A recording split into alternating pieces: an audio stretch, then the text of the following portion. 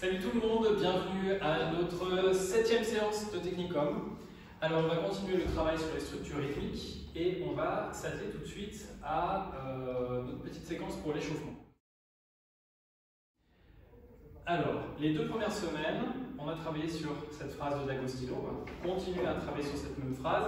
Bien sûr, vous êtes complètement libre de prendre d'autres phrases de morceaux que vous aimez et d'essayer d'appliquer la séquence qu'on fait à ces morceaux-là ou de les modifier un petit peu en conséquence. C'est vraiment juste un exercice. Alors, on avait fait une version un peu simple sur le plan rythmique la première semaine et un tout petit peu plus complexe la deuxième semaine. Aujourd'hui, on va revenir à la version de la première semaine. Seulement maintenant, au lieu de faire tout le temps nos changements avant joindre, arrière joindre, on va essayer de complexifier un tout petit peu les structures en utilisant celles qu'on a apprises les 2 dernières semaines. Okay ? Donc, ce que je vais vous proposer, dans un premier temps, c'est de travailler avec une petite variante d'avant joindre, arrière joindre, qui était celle où on rajoutait un quart de pivot après le pas avant. D'accord ? Donc ça donnait ça. Pam, pam, pam, pam, pam, pam, pam, pam. Puisqu'on est dans les structures rythmiques et qu'on cherche à faire des choses un peu nettes et marquées, on va essayer de faire notre changement de direction sans pivot, d'accord, comme on l'avait appris, uniquement comme ça. Wom, pam. Wom, pam. Wom, pam. Wom, pam. D'accord? On avait fait ça la première semaine.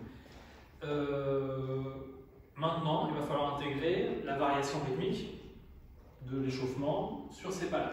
Donc vous vous souvenez, première phrase avec la syncope, deuxième phrase avec le contretemps, troisième phrase avec la syncope, quatrième phrase avec le contretemps. Donc si je ne me trompe pas, ça devrait donner ça. 1, 2, 3, 4, 5, 6, 7, 8. 1, 2, 3, 4, 5, 6 et 7 et 8. Bon, alors là j'essaie de faire à peu près des quarts de tour. Faire un quart de tour de changement de direction sans pivoter du tout, c'est un petit peu difficile. Donc à vous de choisir. Soit, moi je vous conseille quand même de garder les quarts de tour parce que c'est pratique pour travailler tout seul pour avoir des repères dans l'espace. Dans ce cas-là, il y a en général un tout petit peu de pivot, mais j'essaie de le réduire au minimum. D'accord ? C'est pas grave si ici je viens faire tac et qu'à la fin, il y a un tout petit peu de pivot. Okay ? Ce que je veux éviter, c'est de faire boum et d'avoir vraiment un moment lié au sol. Okay ? On va essayer sur la musique tout de suite.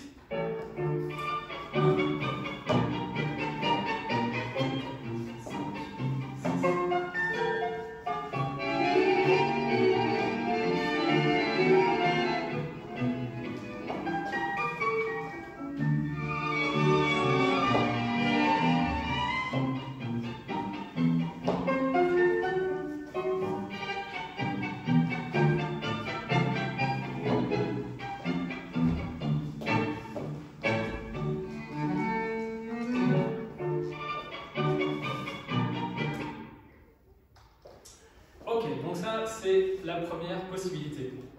Dans un deuxième temps, on va reprendre une structure qu'on avait vue également la première semaine, qui était une espèce de traversée avec une forme un peu triangulaire. C'est-à-dire qu'au lieu de faire avant-joindre, arrière-joindre, on faisait avant-côté, arrière-joindre. Okay ? Donc là, ça va donner 1, 2, 3, 4, 5, 6, ram pam pam pam. 1, 2, 3, 4, 5, ram pam pim pam pam. Ok, on essaie en musique. Attention. 1, 2, 3, 4, 5, 6.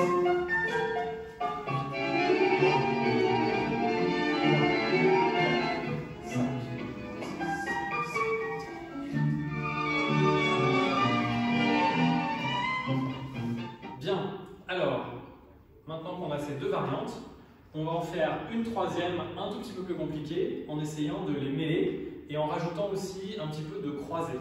Okay, donc, ce que je vous propose, c'est de commencer par à rejoindre avec un petit pivot après l'avant. Donc on va faire 1, 2, 3, 4, 5.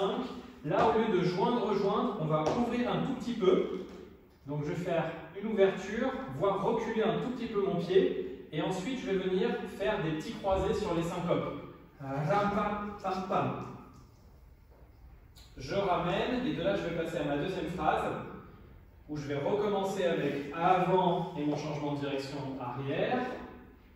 5. Et ici, je vais partir sur ma structure en triangle. Ram, pam, bim, pam, pam. Ok, on va essayer en musique tout de suite. 1, 2, 3, 4, 5, 6, 7 et 5.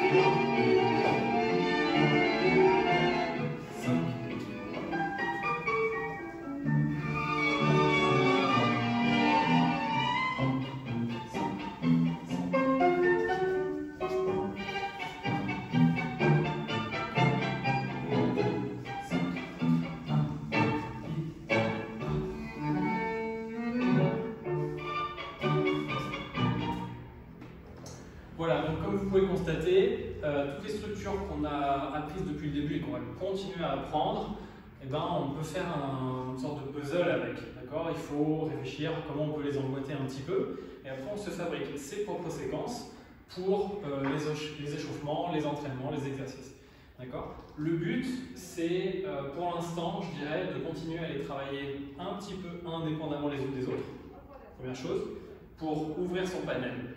Dans un deuxième temps, choisir celle qui nous plaise le plus, tout simplement, où on se sent le plus à l'aise, le plus efficace, le plus juste. Et puis les conserver et commencer à les manipuler pour qu'elles s'imbriquent un petit peu les unes dans les autres. Okay, donc moi c'est mon conseil, voilà, appliquer les petites structures qu'on a faites de manière un petit peu scolaire au rythme qu'on a travaillé au moins la première semaine, d'accord. On reviendra la prochaine fois sur la séquence rythmique de la deuxième semaine. Et essayer comme ça de monter des choses un petit peu plus complexes pour que petit à petit on puisse improviser et que en gros l'idée c'est de pouvoir toujours aller un pas plus loin dans la structure qu'on est en train de développer et aussi de pouvoir toujours s'arrêter. C'est comme ça qu'on acquiert la liberté de pouvoir suivre le rythme comme on le veut, quoi qu'il se passe. Okay, donc on va passer tout de suite à la deuxième partie et à nos petites structures. Bien, alors, comme vous le constatez, je me suis fait une petite coupe de cheveux entre l'échauffement et la partie technique, et je me suis changé aussi. Voilà, ici on est en train de se déconfiner gentiment, et voilà, on espère qu'on va vers le beau temps. Donc aujourd'hui, dans notre partie de structure dans l'espace, le thème c'est en gros le rebond, d'accord, ou reboter. Le rebond, qu'est-ce qu'on entend par rebond? La définition n'est pas toujours très précise, c'est-à-dire qu'il y a différentes manières de le considérer. En gros, un rebond, c'est quand on va dans une direction et qu'on revient. Okay, c'est une question, ça peut être une question un peu philosophique. Pour moi, le rebond, c'est le fait d'aller dans une direction et en fait de revenir. C'est-à-dire que mon but, c'était pas d'aller dans cette direction, c'était d'aller dans la direction finale, mais j'y suis allé en gros en faisant un petit détour. Okay. Maintenant, il y aurait une définition peut-être un peu plus technique qui serait de dire que ça va être un rebond à partir du moment où ici, je n'ai pas passé mon axe à 100% de mon axe au-dessus de mon nouveau pied d'appui. Si j'ai passé que 98% et que je repars, c'est un rebond. Si j'ai passé 100% mais que je reviens en arrière, ce serait un pas avant et un pas arrière. Voilà. La limite est un petit peu floue pour moi. Dans l'esprit, c'est quand même un rebond. Si je viens là et que je repars, c'est une question d'esprit. Donc à vous de définir ça comme vous voulez. Peu importe Ici, on va faire des rebonds dans l'ensemble où on n'envoie pas 100% de l'axe. C'est-à-dire que notre centre de gravité va bouger un peu moins. Bien sûr, c'est une figure qui est très importante dans les tangos rythmiques et bien sûr aussi en milonga. Alors la première structure qu'on va travailler, c'est une structure où on va faire des rebonds en continu. On va faire des rebonds dans le cercle. C'est une figure que j'aime beaucoup faire en milonga notamment, parce qu'on peut faire ça à deux, en dissociant et en s'emboîtant l'un dans l'autre. Mais on peut aussi le faire tout seul, et c'est pour ça qu'on va l'utiliser aujourd'hui dans notre petite bibliothèque de vocabulaire de tango. Alors, je mets le poids à droite, je vais venir dissocier et faire un appui avant, un appui arrière, appui avant, appui arrière, appui avant, appui arrière. Entre mon appui avant et mon appui arrière, je déplace un petit peu ma jambe arrière pour tourner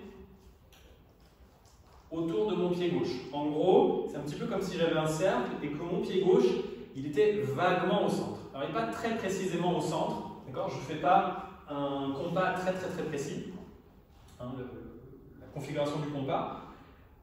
Mon pied gauche bouge un petit peu aussi, se déplace un petit peu dans l'espace, mais il décrit un cercle plus petit que celui du pied droit qui fait un cercle plus grand. Ça donne quelque chose comme ça. Ram, pam, pim, pam, pam, pam, pam, pam, pam, pam, pam, pam, pam. La même chose de l'autre côté, on dissocie dans le sens et wam, pi, pa, pa, pa, pa, pi, pa, pa, pa, pa.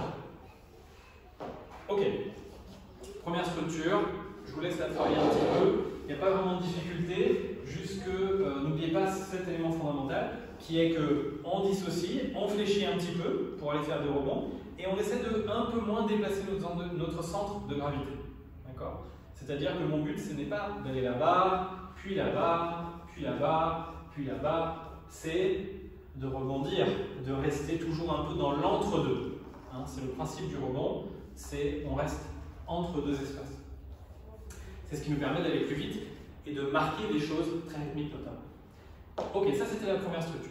Maintenant, on va passer à des structures qu'on ne va pas forcément faire en continu, mais plutôt sur 3 changements de poids. Bien entendu, notre structure en cercle, on pourrait aussi la faire 1, 2, 3, 1, 2, 3, 1, 2, 3. Pourquoi pas, mais plus souvent, on va l'utiliser en continu. Maintenant, on va faire le pas suivant. Un pas avant un peu croisé, un petit rebond de côté, boum, et un changement de poids. Donc là, on est vraiment dans un rebond, dans la mesure où ici, je ne vais pas passer tout mon axe au-dessus de ma jambe d'appui, je vais venir pousser le sol, me repousser, boum, pour repartir là-bas. Et c'est pour ça qu'en général, mon troisième pas, il va être un tout petit peu plus loin que mon premier. C'est-à-dire que là, j'ai l'endroit où je pose mon pied gauche sur le premier pas, je vais me repousser et le troisième sera un peu plus éloigné. Donc on va faire un tout petit rebond parce qu'on ne veut pas avoir trop d'espace entre nos jambes. Donc on va faire ram pam pam, ram pam pam, ram pam pam, ram pam pam. Vous pouvez le faire dans la configuration que vous voulez. Ça peut être très en ligne. Je dirais ram pam pam, ram pam pam, ram pam pam. De manière un petit peu linéaire comme ça. Ou alors ça peut être avec, j'aurais l'habitude de vous le montrer comme ça. Ram pam pam, ram pam pam. D'accord, je change mon axe, je change assez peu de direction. Ou avec pas mal de changements de direction, ça va donner un petit peu plus de flair. Ça dépend si vous voulez marquer très fort ou pas trop. En général, on ne va pas marquer très fort ce qu'on est en train de faire là. D'accord, donc ça peut tout à fait faire ram pam pam, ram pam pam, ram pam pam. Ok. En général, on aura un peu plus de sensation de rebond quand on ira avec des changements de direction un peu plus grands. Okay. Ça, c'était la deuxième structure. Donc, ces petits zigzags avec un pas et un petit rebond. Ensuite, troisième structure, on va rentrer dans le trace-pied. Okay. Alors, le trace-pied, typiquement, c'est quand on va quelque part avec ce qu'on appelle aussi une hésitation. Il y a des danses qu'on appelle le rebond d'hésitation. ça vient sans doute de ça.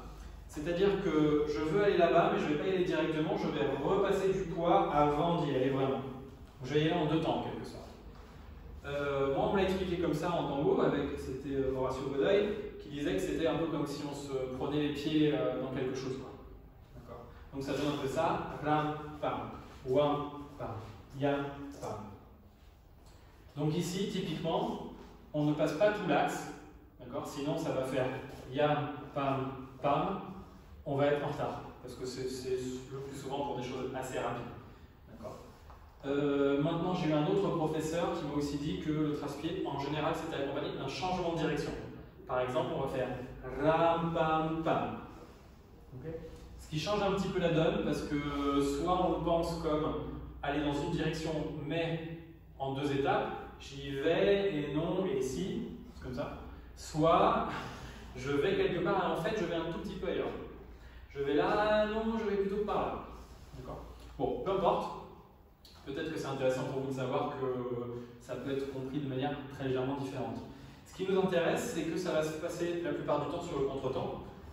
1 et 2, 1 et 2, 1 et 2, 1 et 2. Ok. Alors, ce trace-pied, on va l'utiliser de 2 manières différentes. La première, c'est dans la marche. Ça peut être très sympa dans la marche. 1 et 2, 1 et 2. 1 et 2, 1 et 2, 1 et 2, 1 et 2, 1 et 2. Bien sûr, on peut aussi l'accélérer. 1 et 2, 1 et 2, pam, pam. L'arranger un petit peu différemment. Voilà, ça c'est pour le trace-pied dans la marche. Maintenant, on va aussi faire un trace-pied dans une structure qui se rapproche du carré, puisqu'on peut faire notre trace-pied sur tous les pas du tango, à savoir arrière, avant et côté. Donc sur l'arrière, ça va donner wam, pam, côté, wam, pam, avant, wam, pam, côté, wam, pam, arrière, pam, pam, pam, pam, pam, pam, pam. Ok. Donc si vous avez de l'espace, vous pouvez faire des petits créneaux comme ça, quelque chose qu'on a déjà fait dans l'espace. Vous pouvez aussi refermer votre carré en faisant ram, pam, côté, avant, et là je rebondis, je joins. Et on repart. Yam, pam, ram, pam, wom, pam, ram, pam. Donc on va toujours se déplacer un petit peu par là, juste un petit peu.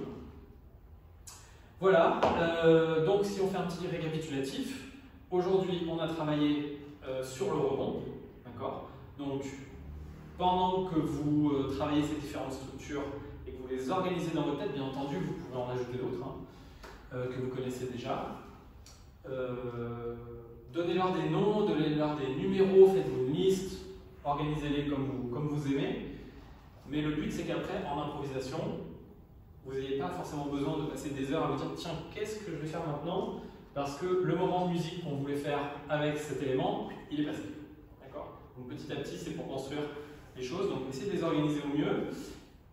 Donc utilisez ce temps que vous allez apprendre ou clarifier un petit peu certaines structures, aussi pour apporter un tout petit peu de technique. D'accord. Parce que ça, le trace-pied, la technique du rebond où on déplace peu son centre de gravité, c'est extrêmement important. Et ça ne se trouve vraiment que par la pratique.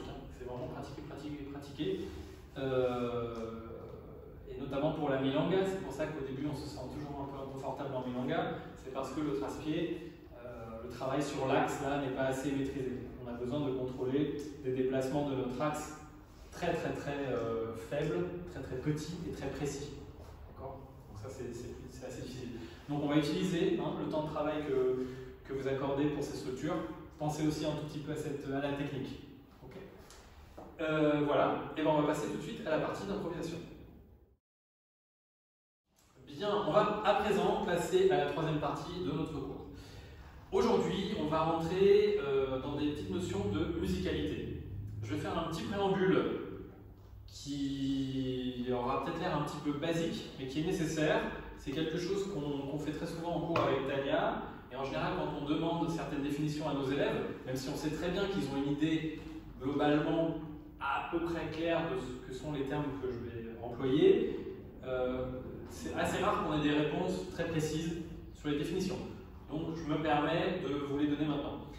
On va parler du tempo, du rythme et de la mélodie. Okay. Alors le tempo, c'est l'unité de mesure de la vitesse de la musique. Okay. Dans un morceau, c'est la manière dont on mesure la vitesse. C'est organisé en pulsations par minute. Plus il y a de pulsations par minute, plus mon morceau va vite. Moins il y a de pulsations par minute, plus il est lent. Okay. Maintenant le rythme, ça n'a rien à voir avec la vitesse. Le rythme, c'est l'organisation à l'intérieur du tempo des notes et des silences. D'accord ? Quand est-ce qu'on joue certaines choses? Donc, si je vous la mesure par exemple, si je fais 1, 2, 3, 4, 1, 2, 3, 4, 1, 2, 3, 4, 1, je garde toujours le même tempo à peu près, je peux changer de structure rythmique. 1, 2, 3, 4, 1, 2, 3, 4, 1, 2, 3, 1, 2, 3, 1, 2, 3, 4, 1, 2, 3, 4, 1, 2, 3, 1, 2, 3, 1. Ok? Là, on a changé la rythmique, on a changé le rythme, on n'a pas changé le tempo. Bien sûr, on peut faire l'inverse, on peut garder la même rythmique avec cette structure propre à la valse en 3 temps.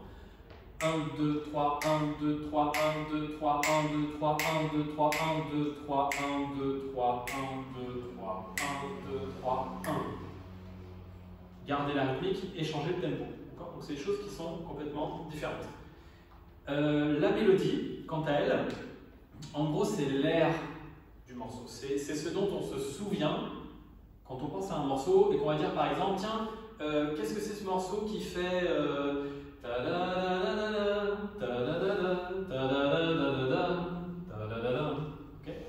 et là vous allez faire ah, Malena, je m'en souviens, d'accord?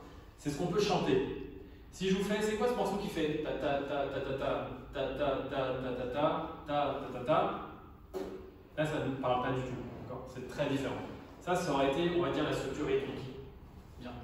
Donc là, on essaie de différencier toutes ces choses-là parce que c'est des concepts qu'on va utiliser beaucoup pour comprendre la manière dont la musique est construite et organisée et comment on peut la traduire dans la danse. Je veux juste faire encore une petite parenthèse sur la distinction entre le rythme et la musique. Là, le rythme et la mélodie, pardon, là on est en train de les distinguer complètement. Dans la musique, ils sont un peu indissociables. D'accord ?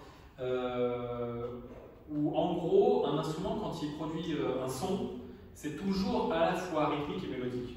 Je vous donne un exemple, par exemple le piano, c'est un exemple très clair d'un instrument qui est à la fois très rythmique et très mélodique.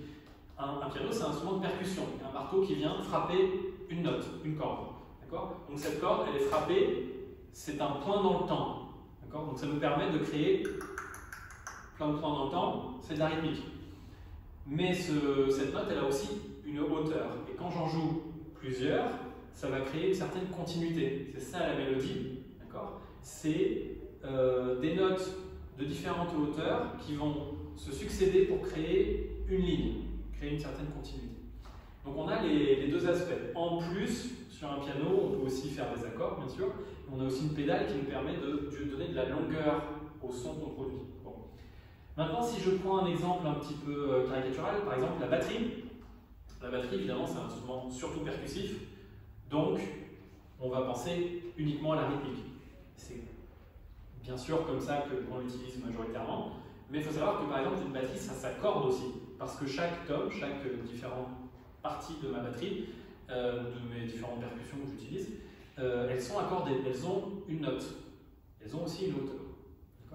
A l'inverse, si on pense à un instrument comme le violon, le violoncelle, le bandoneon, dans le tango bien sûr, ce sont des instruments avec lesquels on produit des sons en général plus longs et avec lesquels on va dessiner plus facilement, on va dire, la mélodie. Ça ne veut pas dire qu'il n'y a plus de rythme, il n'y a plus de rythmique, mais souvent on va mettre la mélodie en avant avec ces instruments-là. C'est aussi le cas du chant, par exemple. C'est pour ça qu'on dit plus souvent que le violon chante que la batterie chante. Voilà, donc ça c'est important. Donc il y a toujours et du rythme et de la mélodie. Il y a certains instruments qu'on va utiliser pour mettre certaines choses en avant. À certains moments du morceau, ça sera plus mélodique, à certains moments, ce sera plus rythmique. À certaines époques, le tango sera plus mélodique. À certaines époques, il sera plus rythmique. Dans certains orchestres, il sera plus mélodique. Dans certains orchestres, il sera plus rythmique. Mais c'est toujours un peu les deux. Ok. Très bien. Alors aujourd'hui, je vais vous faire écouter maintenant un morceau de Riccardo Tantoli, qui s'appelle Comparsa Criolla. Dans Tantoli, très souvent, on a un moment, alors c'est surtout là, en l'occurrence, des tangos instrumentaux assez rythmiques, donc on va avoir beaucoup de points. Okay. Moi, je pense beaucoup la musique en termes de points et de lignes, c'est-à-dire des sons brefs, souvent accentués, ou des sons longs qui vont être plus dans le phrasé. D'accord. Les sons accentués, en général, sont organisés de manière assez stricte sur du point de vue rythmique. Les sons plus longs vont être un petit peu plus libres en général sur la rythmique et notamment quand c'est utilisé par le chanteur qui lui est encore plus libre, on va dire, que les autres instruments. Dans ce morceau-là, vous allez entendre au début surtout des sons assez courts, assez brefs. Donc ça va être, on va avoir une sensation de quelque chose de dynamique et de rythmique. Et puis à un moment, on va avoir des sons plus longs qui vont arriver avec le bandoneon, le violon, et vous allez entendre que la mélodie passe un petit peu devant. On écoute ça?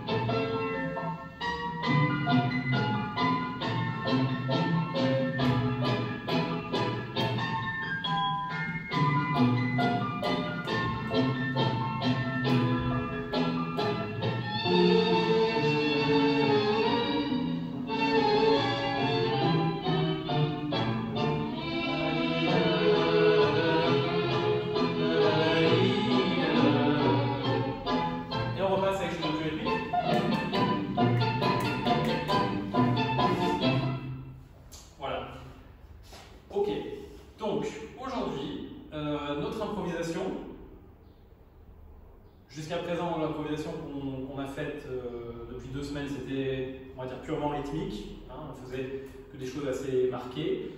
Cette fois, on va essayer de prêter attention aux moments plus mélodiques et plus liés pour utiliser des éléments qui nous permettent de danser la longueur des notes et du phrasé. D'accord ? Donc là, pour ça, vous pouvez vous référer au premier chapitre où on a fait notamment le lapis, des glissés, des choses circulaires, des pivots, etc.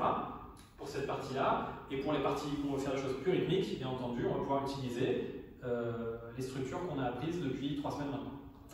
Ok, on va se faire ça en musique, c'est parti.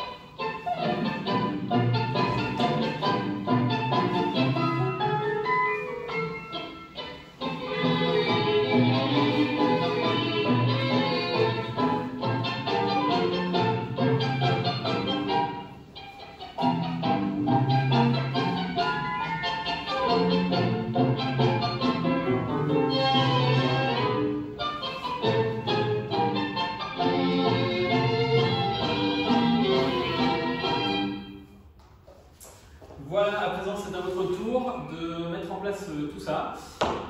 N'hésitez pas à m'envoyer des petits commentaires ou des questions. J'y répondrai avec plaisir et je vous dis à la semaine prochaine.